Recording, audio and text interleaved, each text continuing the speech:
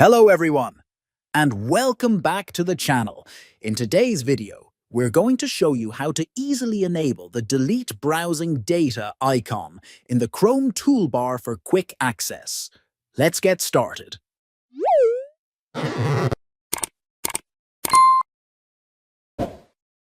First, open your Google Chrome browser.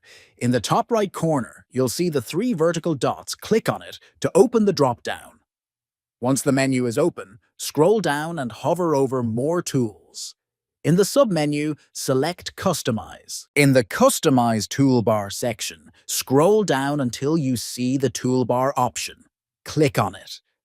Now, under the toolbar section, scroll down until you find the option labeled Delete Browsing Data.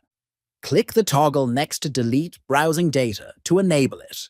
Now, whenever you want to clear your browsing data, simply click this icon and it will take you directly to the settings. And that's it. You've successfully enabled the Delete Browsing Data icon in your Chrome toolbar, making it faster and more convenient to manage your browsing history and data. If this video helped you, don't forget to like, comment, and subscribe for more tips and tricks.